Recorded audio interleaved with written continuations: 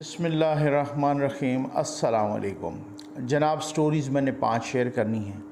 इंतहाई अहम स्टोरीज़ हैं, शार्ट स्टोरीज़ हैं। पहला तो आपने थंबनेल पे भी देख लिया होगा कि इतना बड़ा एतराफ़, इतनी बड़ी बौखलाहट कि वो बयानिया जो हमने नवाज़ शरीफ के ख़िलाफ़ घड़ा था बड़ी मुश्किल से, वो डॉक्टर मुईद पीरज़ादा ने चंद सेकंड्स में उसका सत्यानाश कर दिया। ये क्या चक्कर है, ठीक है, इस पे बात करेंगे। दूसरा, अली अमीन गंडापुर ने धमकी दी है वज़ीर दाखिला राना सनाउल्लाह साहब को, वो आपको दिखाऊंगा। तीसरा ये है कि ये पंजाब के सबसे बड़े डाकू, मैं नहीं कह रहा, इमरान खान साहब ने कहा था। चौधरी परवेज़ इलाही ने किस तरीके से उस शहीद कांस्टेबल का मजाक उड़ाया है, इस पे भी बात करेंगे। और फिर बात करेंगे जनाब कि भाई इमरान खान साहब क्या कहा करते थे जब तहरीक लब्बैक का धरना या तहरीक लब्बैक का मार्च आ रहा था इस्लामाबाद की तरफ। और फिर ये भी बात करेंगे कि फिर से सुप्रीम कोर्ट ऑफ पाकिस्तान के उन्हीं 3 जजेस ने फिर से नोटिस ले लिया है माशाअल्लाह। फिर से उसके बाद जो है ना वो एक एप्लीकेशन का, और फिर से इमरान खान साहब के हक़ में, और जी आपने बस आने देना है, यही मतलब ये है ना कि भाई वो रास्ते क्यों ब्लॉक हुए हैं, इसके ख़िलाफ़ एक आज ही उसकी भी आज ही समाअत है, इसका क्या करना है और क्या सूरत हाल है। लेकिन ये सारी चीज़ें तो खैर हम आपको बताते रहेंगे, ये सारी चीज़ें तो होती रहती हैं। पहले ना मैं थोड़ा सा बड़ी छोटी छोटी 2 चीज़ें ये मैं आपको आपके सामने रखता हूँ, ठीक है। हमारे दोस्त हैं, निजी टीवी पे प्रोग्राम करते हैं, कामरान शाहिद साहब। अच्छा, वो भी उनमें शामिल हैं जिनके ख्वाब टूटे ठीक है। अच्छा, उनकी भी आंखें खुल गई हैं मुईद पीरज़ादा साहब की तरह। तो खैर, किसी की पहले खुली हैं, किसी की लेट खुली हैं। तो कामरान शाहिद साहब वो पूछ रहे थे, इफ्तिखार दुरानी साहब हैं, तहरीक इंसाफ के रहनुमा हैं। तो कामरान शाहिद साहब ने उनसे पूछा कि क्या इस मार्च में, लॉन्ग मार्च में, जिसको आप आज़ादी मार्च कह रहे हैं, इसमें इमरान खान साहब की ज़ौजा मोहतरमा भी शिरकत करेंगी, ठीक है, आल मारूफ पिंकी पीरनी साहबा। तो इफ्तिखार दुरानी साहब जवाब दे देंगे, नहीं वो सियासी खातून नहीं, वो सियासत से दूर रहती हैं। तो फिर कामरान शाहिद साहब ने उनसे पूछा कि लेकिन इमरान खान तो कहते हैं कि ये सियासत है ही नहीं, ये तो जिहाद है, ये तो इबादत है। अब आपको पता चल गया होगा ये इस तरह से चूना लगाते हैं, ये कौम यूथ को लगाते हैं, कौम को नहीं लगा सकते, कौम यूथ को इस तरह से चूना लगाते हैं। भाई मैंने आपसे कहा ना, मैंने कहा ये सारी चीज़ें तो चलती रहेंगी, कोई थोड़ी बहुत आपके एंटरटेनमेंट का भी तो सबब करना होता है। अब बड़ी मज़े की बात पता क्या है, कल हम देख रहे थे सोशल मीडिया पर कि मुख्तलिफ़ ट्विटर अकाउंट से एक ही किस्म का ये आपके सामने, मैं आपके सामने ये लगा भी रहा हूँ, ठीक हो गया ना। अच्छा, एक ही किस्म का ट्वीट, एक ही किस्म की इबारत, एक ही किस्म की तस्वीर, एक ही किस्म का बंदा और एक ही घर से निकलते हुए उनकी तस्वीर। साथ क्या है, ज़रा हंसी पे कंट्रोल रखिएगा। अभी फिर मैंने सीरियस टॉपिक शुरू कर देने हैं, तो पहले थोड़ा सा आपको ना तैयार करना है, एंटरटेन भी तो करना है ना। तो पीटीआई के मुख्तलिफ, ये राबिया नूर साहबा हैं को पीटीआई की, वो कहते हैं माशाअल्लाह मेरे शौहर घर से सबकी दुआओं के साथ इस्लामाबाद के लिए रवाना, खुदा अपनी हिफाजत में रखे, आमीन। फिर जनाब उसके बाद जो है ना हुमैरा अदनान साहबा, उन्होंने भी वही ट्वीट, वही इबारत, वही तस्वीर, ये जो आपको नज़र आ रही है वही बंदा, ठीक है ना। माशाअल्लाह मेरे शौहर घर से सबकी दुआओं के साथ इस्लामाबाद के लिए रवाना, खुदा अपनी हिफाजत में रखे, आमीन। माशाअल्लाह फिर उसके बाद रियल सुल्ताना साहबा हैं कि माशाअल्लाह मेरे शौहर घर से सबकी दुआओं के साथ इस्लामाबाद के लिए रवाना, खुदा अपनी हिफाजत में रखे, आमीन। ठीक है। अच्छा, मैं और मैंने वो नहीं किया, मैंने कहा चल एक सैंपल के तौर पे ना 2-3 ये आपको दिखाऊं भी सही, मुतअद्दिद पता नहीं दर्जनों के हिसाब से ना ये। अब नहीं पता ये मौसूफ के इनके शौहर हैं इनमें से, या पता नहीं पता ये इन सब के शौहर है, ठीक है ना, या नहीं पता कि किसी और के हैं, इन्होंने ऐसे ही पकड़ के किसी की तस्वीर ठोक दी, तो अब वो तो बेचारा घर जाने का रहा नहीं। यार आप यकीन करें, मैं अब आपको क्या कहूँ, ये यूथिया भी ना बहुत ही कोई गलीज़ तरीन मखलूक है। क्या क्या प्रोपेगंडा, आप यकीन करें इनके प्रोपेगंडा आप यूथिया कौम के देख लें, कौम यूथ के, आप कानों को हाथ लगाएंगे, आप कहेंगे ये प्रोपेगंडा तो शैतान के जहन में भी नहीं आया होगा, ये शैतान इबलीस से भी 2 हाथ आगे हैं नामुराद। खैर आ जाएं। अब आपको पता है एक सुओ मोटो, कल भी राना सनाउल्लाह साहब ने एक ये अभी चंद घंटे पहले एक ट्वीट भी की कि इतलात के मुताबिक, वज़ीर दाखिला ये ट्वीट कर रहे हैं, इतलात के मुताबिक तहरीक इंसाफ के कारकुन असलह जमा कर रहे हैं, किसी सूरत इमरान खान को इस्लामाबाद नहीं आने दूंगा, रेड जोन समेत पूरे इस्लामाबाद की सिक्योरिटी अहम है, रेड जोन की फुल प्रूफ सिक्योरिटी यकीनी बनाई जाए, इंतज़ामिया ने दरख्वास्त की तो रेंजर्स और फ़ौज को भी तलब किया जा सकता है। अब ये वज़ीर दाखिला साहब कर रहे हैं। उसके बाद क्या हुआ, शुएब शाहीन साहब हैं इस्लामाबाद बार एसोसिएशन के सदर, और वो वैसे भी बहुत बड़ी यूथिये भी हैं, ठीक है ना। अच्छा, उन्होंने एक पटिशन दायर कर दी और सुप्रीम कोर्ट में आगे जैसे जजेस माशाअल्लाह बादियों नज़र में तैयार बैठे होते हैं, खान साहब ने उससे पहले जलसे में कहा कि जी आपको सुओ मोटो लेना चाहिए, इसका एक्शन लेना चाहिए। बंदा भी इन्होंने मार दिया पुलिस का, और एक्शन भी सुप्रीम कोर्ट को इनके हक में लेना चाहिए। और सुप्रीम कोर्ट ने, उन्हीं जजेस ने माशाअल्लाह बादियों नज़र में, वही बादियों नज़र में अमन्ना व सदकना करते हुए, बादियों नज़र में वही इमरान खान साहब के सामने मुबैना तौर पे सर को झुकाते हुए, और बादियों नज़र में मुबैना तौर पर हुक्म की तामील करते हुए फौरी तौर पर नोटिस ले लिया, ठीक है, यानी उस पटिशन को एक्सेप्ट कर लिया, और समात आज होगी उसकी। आप शायद जब ये वीडियो देख रहे हो तो समात शुरू हो, जब ये वीडियो आप देख रहे हो तो हो सकता है इमरान खान साहब को बहुत बड़ा रिलीफ भी मिल चुका हो, ठीक। और हमारे दोस्त हैं, एडवोकेट हैं खालिद हुसैन ताज साहब, उन्होंने ये ट्वीट किया कल कि भाई सदर इस्लामाबाद हाई कोर्ट शुएब शाहीन ने सुप्रीम कोर्ट में जो दरख्वास्त दायर की वो पीटीआई के कारकुन के तौर पर की है। इस्लामाबाद हाई कोर्ट बार का इस पटिशन से कोई ताल्लुक़ नहीं। मैंने सेक्रेटरी इस्लामाबाद बार से इस पटिशन के हवाले से पूछा तो उन्होंने कहा कि हमें तो पता ही नहीं और ना काबीना को एतमाद में लिया गया है। तो अब 3 रुकनी बेंच बन गया है। जनाब जस्टिस एजाजुल एहसन साहब जो माशाअल्लाह पिछले 10 साल से हर अहम या कह दें कि हर सियासी बेंच का हिस्सा हैं, ठीक। उसके बाद जस्टिस मुज़ाहिर अली नकवी साहब, ठीक है ना, और जस्टिस मुनीब अख्तर साहब, इन 3 पे बेंच बन गया है।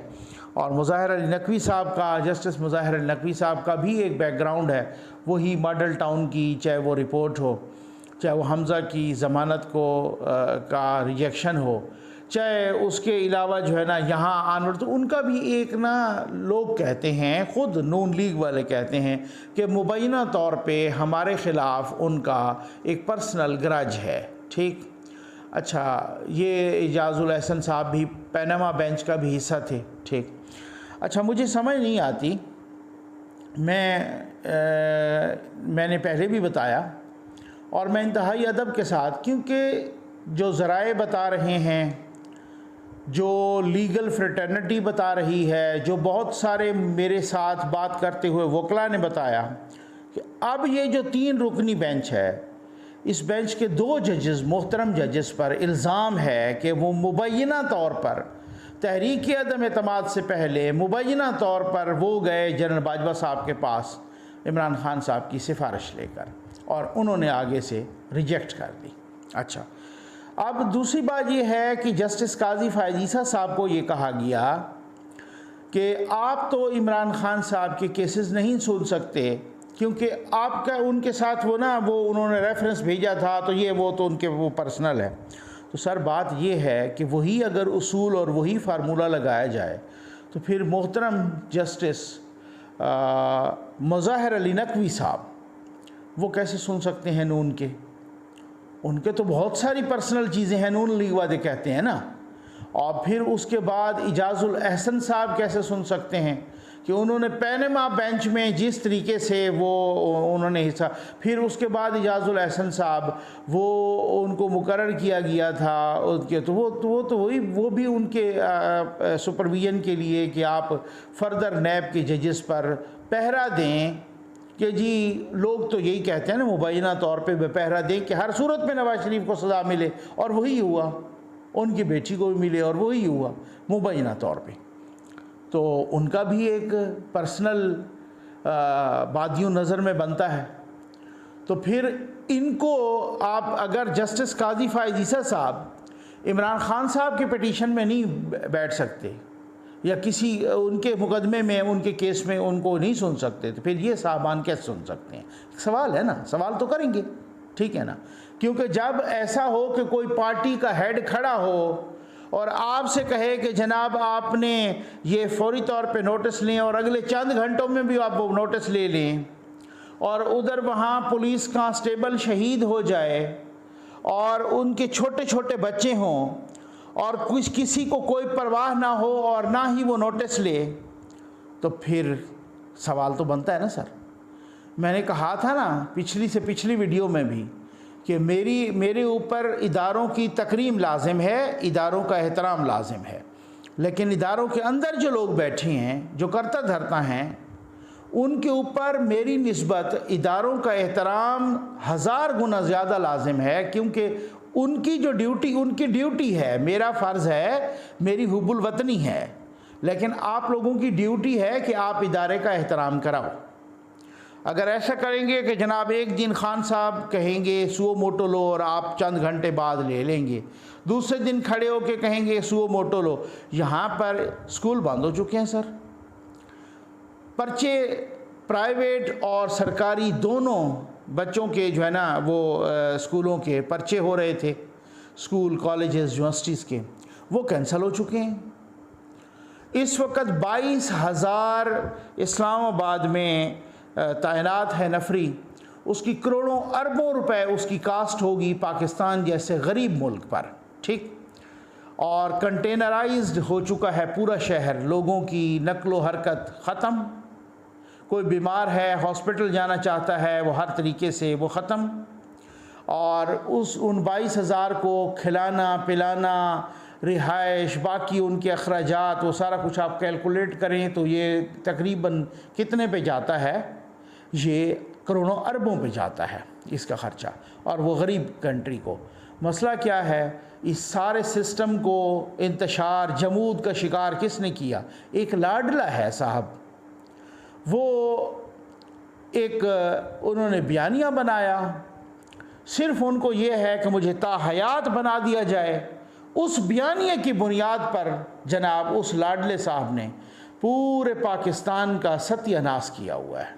बस वजह ये है। आज फिर उनको सुओ मोटो ले लिया गया, या अगर सुओ मोटो आप उसको नहीं कह सकते, इस्लामाबाद हाई कोर्ट की वो जो सदर साहब हैं शुएब शाहीन साहब, वो उनके यूथी हैं, उन्होंने जनाब पटिशन की और उस पटिशन पर वो समाअत हो रही है। और ऐन मुमकिन है, मैंने कहा था ना, मैंने कहा ऐन मुमकिन है कि यही सुप्रीम कोर्ट आर्डर करेगी, यही जजेस आर्डर करेंगे कि आप इमरान खान के मार्च पर अर्के गुलाब का छिड़काव करें। उस वक़्त कुछ लोग हंस रहे थे, नकवी साहब आपने ये क्या कह दिया, तो वही हो रहा है या नहीं हो रहा, ठीक है ना। और अगर ऐसा होता है तो फिर मैं आखिरी बात, फिर उसके बाद मैंने दूसरी इस पर भी जाना है, अगर ऐसा होता है तो फिर ये मेरा ख्याल है फिर हुकूमत को कहना, हालांकि सुप्रीम कोर्ट कह चुकी है कि आप रेड जोन में इस तरीके से वो डी चौक और वहाँ नहीं, उनका फ़ैसला आ चुका है, लेकिन यही इमरान खान साहब ने सुप्रीम कोर्ट की दीवारों पर शलवारें लटकाईं लेकिन जजेस माशाअल्लाह फिर भी उसी तरह से नोटिस ले रहे हैं, उन्हीं के हक़ में उन्हीं को रिलीफ प्रोवाइड कर रहे हैं, माशाअल्लाह, जज़ाकल्लाह, ठीक है ना। अच्छा, अब उसके बाद जो है उससे ऑनवर्ड आप ये देखें कि अगर ये वो इजाज़त दे देते हैं तो मेरा ख़्याल है फिर हुकूमत को ये कहना चाहिए कि सर आप आएँ माशाअल्लाह, और आप और ये जब भी इधर हमला करेंगे, हमला आवर होंगे, और जब भी मैं वैसे एक लीगल फ्रेटर्निटी से, एक वकला से रहनुमाई दरकार है। मैं ख़ुद भी लॉ ग्रेजुएट हूँ लेकिन प्रैक्टिसिंग लॉयर नहीं हूँ, तो बहुत बड़े बड़े वकला जो मुझे सुनते हैं उनसे कि अगर ऐसे कोई फ़ैसले हो जाते हैं जो एग्जेक्टिव का डोमेन है, एग्जेक्टिव ने काम करना होता है, और वहाँ पर जुडिशल एक्टिविज़म के तहत कोई फ़ैसले होते हैं और वहाँ पे कोई तबाही मच जाती है, कोई खून रेजी हो जाती है, जैसे शुरू हो चुकी है, एक शहीद कांस्टेबल शहीद हो चुके हैं, तो अगर ऐसी तबाही होती है तो फिर मुझे ये बता दिया जाए कि अगर उसके नतीजे में होती है तो क्या ज़िम्मेदार कौन होता है। क्या कानूनी और आइनी तौर पर उन जजेस को ज़िम्मेदार ठहराया जा सकता है? क्या कानूनी और आइनी तौर पर अगर कोई खून रेजी होती है तो उनके ख़िलाफ़ को कार्रवाई की जा सकती है? ये मेरा सवाल है। बहुत सारे, मुझे पता है, बहुत सीनियर वकला सुनते हैं, ये मेरे लिए आनर है, ठीक है। अच्छा, अब आ जाए जनाब, दूसरी जो थंबनेल पे मैंने लगाई वो ज़रा सुने भी सही और वो देखें भी सही। बस मैं जल्दी जल्दी गुजरता हूँ, फिर स्टोरीज़ ना बड़ी काम की हैं, ये आपको बाकी बहुत सारी चीज़ें सुनवानी हैं, ये आप देख लें। लेकर गया वो 2.5 साल हो गया, वो वापस नहीं आया। मोतीउल्लाह चौहान से ये सवाल करने के बजाय उसको कह रहे हैं जी नवाज शरीफ के बारे में गलत हो गया। यानी ये तो हमारा पूरा जो नैरेटिव बिल्ड हुआ था इस बारे में कि करप्ट लोगों को पाकिस्तान की पॉलिटिक्स में नहीं आना चाहिए, वो उड़ा के रख दिया है डॉक्टर साहब ने बड़े एहतराम के साथ। वो बड़े भाई हैं, बहुत प्यार है, लेकिन हमारी इज्जतों के ऊपर उनकी वजह से हमला हो या लोग हमारी ट्रोलिंग करें तो हम इसका प्रोटेस्ट तो करेंगे। Thank you. नहीं इमरान आप। अच्छा जनाब, ये थे जनाब एंकर इमरान रियाज साहब, ठीक। वो फरमा रहे हैं अपनी एक ट्विटर स्पेस में कि आपको याद है ना कि कल परसों की बात है कि वो डॉक्टर मुईद पीरज़ादा साहब अपनी बेल के सिलसिले में आए इस्लामाबाद हाई कोर्ट में, आगे फिर उसी तरीके से मलकल मौत की तरह खड़े होते हैं हमारे दोस्त मतीउल्लाह जान साहब, ठीक है ना। मेरी उनके साथ बड़ा न्याज़मंदी का ताल्लुक़ है, इनके लिए तो बिल्कुल ही मलकल मौत है वो ठीक है ना। अच्छा, वो खड़े होते हैं और वो जनाब इस तरीके से इनसे क्वेश्चन करते हैं। उन्होंने क्वेश्चन किया, उन्होंने बहुत बड़ा एतराफ़ करवा लिया मुईद पीरज़ादा साहब से। उन्होंने कहा जी मैंने सब कुछ वो वॉल्यूम शाल्यूम पे पढ़े हैं, सारा कुछ, पढ़े लिखे बंदे हैं, और वो वॉल्यूम 10 भी, सब कुछ बकवास है, कुछ भी नहीं है। ये जो नवाज़ शरीफ के हमने वो करप्शन के इल्ज़ामात लगाए या जो कुछ भी किया, ये उनको नाअहल किया या जो कुछ, सब गलत था, ठीक है ना। ये हम इस्तेमाल हुए हैं सारा कुछ इस तरीके से। कारगिल वाले इशू पे भी उन्होंने नवाज़ शरीफ साहब को एग्जैनोरेट कर दिया। उन्होंने कहा वो भी उस वक़्त भी हम इस्तेमाल हुए हैं, हम मिसलेड हुए हैं। अब इस एतराफ़ के बाद वो यूथियों का जो बयानिया था ना, वो धड़ाम से गिर गया। वो जो यूथियों का सारा वो सिलसिला, ये वो इमरान रियाज साहब स्पेस में कह रहे हैं कि हमने जो इतनी मुश्किल से बयानिया घड़ा था, वो सारे का सारा बयानिया उसने उड़ा के रख दिया। इसका मतलब है कि ये बयानिया है सिर्फ, इसमें हकीकत तो है कोई नहीं, आपको पता है, ठीक है ना। ना तो किसी कोर्ट ने कहा, ना किसी ने, मैंने कहा ना कि आप थोड़ा यूथिया पढ़ें, यूथिया पढ़ने से तो यूथिया का ताल्लुक़ ही कोई नहीं है ना दूर दूर से। उनको पढ़ता वो है जिसकी कोई अक्ल होती है। यूथिया तो सुनी सुनाई पे जाता है। आपने देखा नहीं है कि 1 दर्जन से ज़्यादा औरतों ने कह दिया मेरा शौहर जो इस्लामाबाद के लिए निकल चुका है। अब कोई पता नहीं है को किसका शौहर है, सबका है, इनमें से किसी का भी नहीं है। उसका घर जाना भी खैर से इन्होंने तबाह बर्बाद कर दिया है, ठीक है। तो अब ये वही वाले यूथिये हैं, और ये कितना बड़ा एतराफ़ है, जुर्म है कि आप किस तरीके से यूँ बोलते रहे, झूठ बोलते रहे, झूठा बयानिया।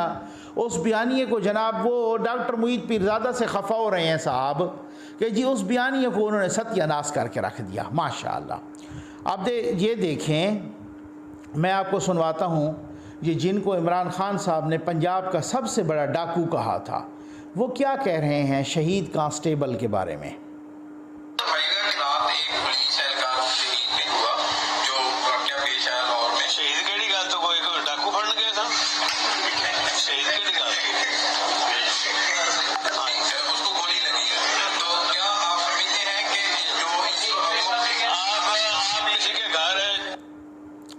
देखें किस तरीके से ये पंजाब का सबसे बड़ा डाकू उसका मजाक उड़ा रहा है। मुझे आगे बैठने वालों पे भी अफसोस है कि जिन्होंने कहका लगाया, हो सकता है वो एक रिफ्लेक्स एक्शन के तौर पे लग गया हो सकता है, लेकिन अगर ये सहाफ़ियों ने लगाया है तो मुझे बड़ा अफसोस है।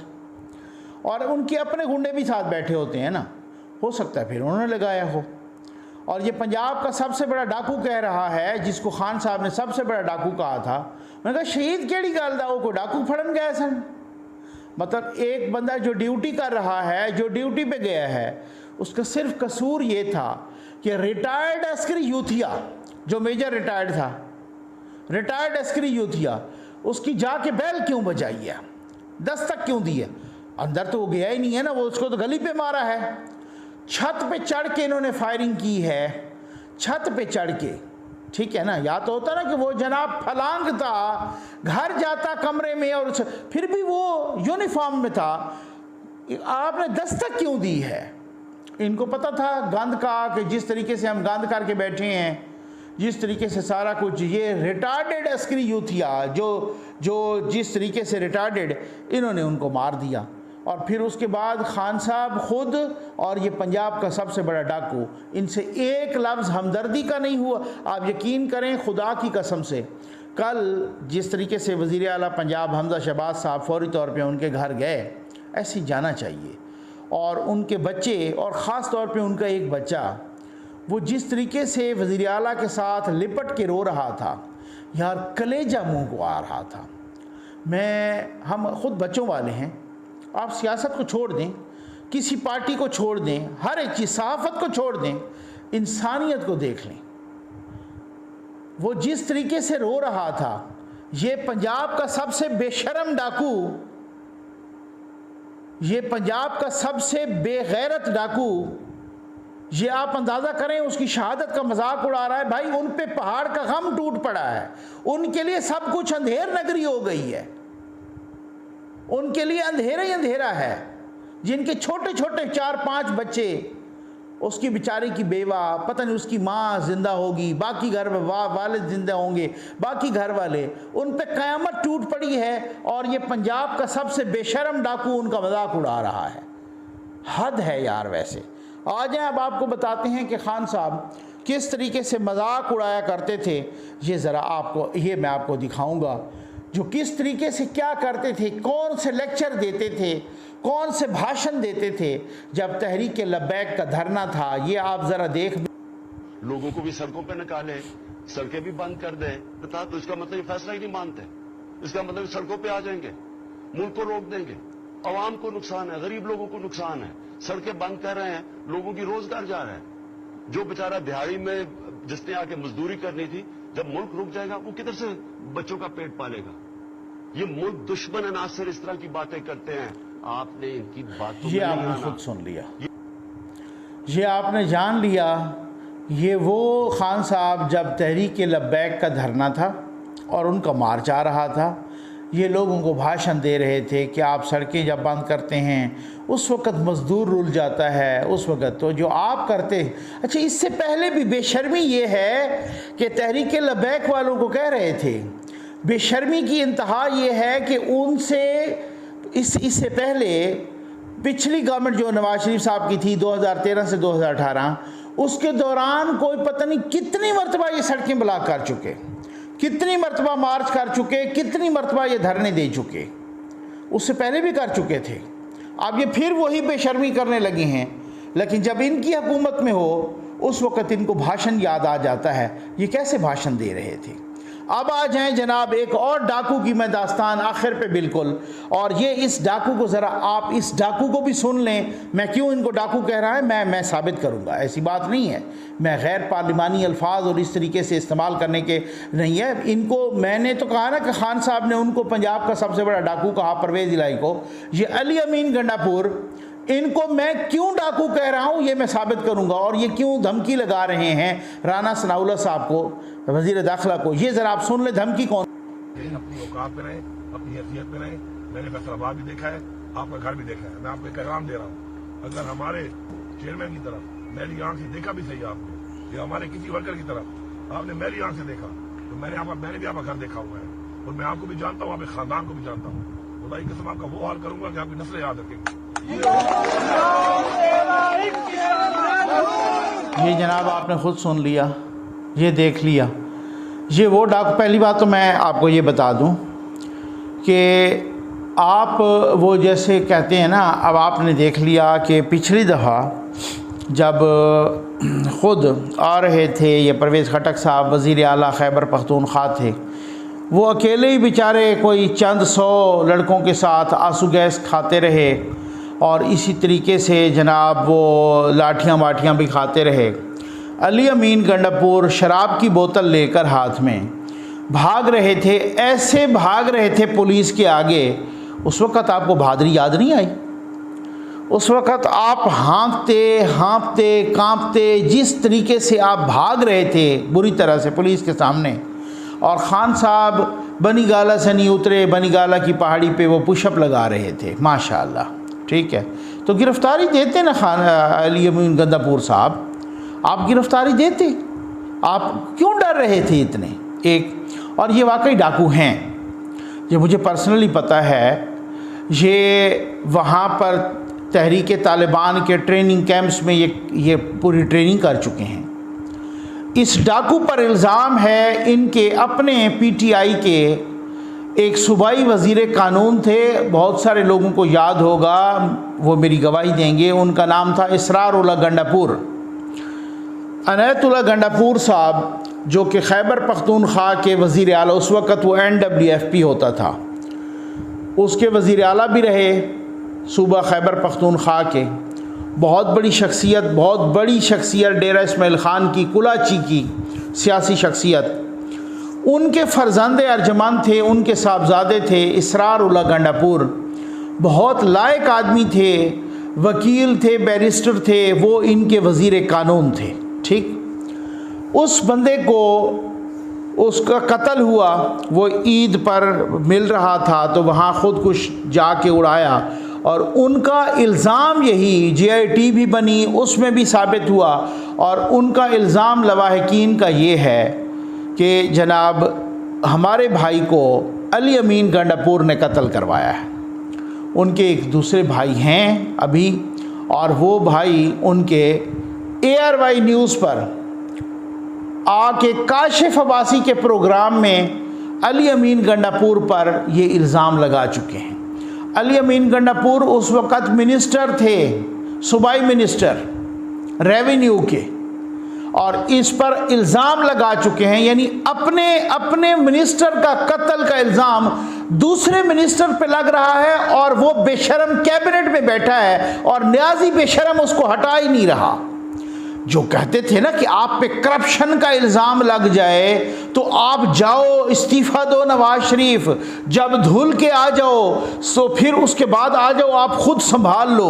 वो बेशरम न्याजी जिसका एक मिनिस्टर कत्ल हुआ और कत्ल का इल्ज़ाम उसके अपने घर वाले लगा रहे हैं मीडिया पे आके दूसरे मिनिस्टर पर, अली अमीन गंडापुर पर, और अली अमीन गंडापुर से ये मरात भी ले रहा है और पता नहीं और क्या क्या ले रहा है बेशरम न्याजी। उसको ये नहीं कहा भाई तुम पे तो इल्ज़ाम है, तुम पे तो इल्ज़ाम है, कत्ल का इल्ज़ाम है, करप्शन नहीं कत्ल का।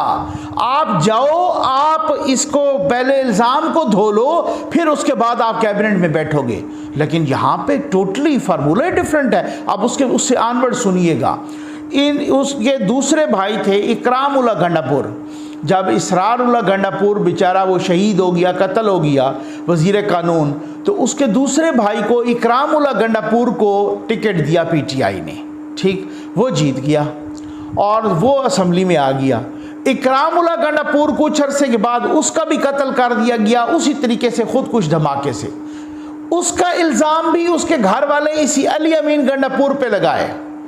अली अमीन गंडापुर वहाँ सूबाई मिनिस्ट्री भी करते रहे, यहाँ पे अमूर कश्मीर के भी रहे। आपको याद होगा एक खातून को, कुलाची की खातून को नंगा करके गलियों में घुमाया गया था, याद है आपको? ठीक है ना, बहुत मीडिया चीखा था। उनके अपने खातून का अपना बयान, खातून के अपने रिश्तेदारों के बयान कि जनाब ये अली अमीन गंडापुर का रिश्तेदार है जो उनको बचा रहा है, जिन पर इल्ज़ाम है कि जिन्होंने मुझे खातून को उरियान करके कुलाची की गलियों में घुमाया था, उसको ये बचाने वाला था, ये गुंडा, ये डाकू, ये अली अमीन गंडापुर। ये धमकी लगा रहा था वज़ीर दाखिला को कि मैं आपको देख लूँगा। अब आपने सुन लिया ना। उम्मीद है आपको वीडियो पसंद आई होगी। आपका बहुत बहुत शुक्रिया।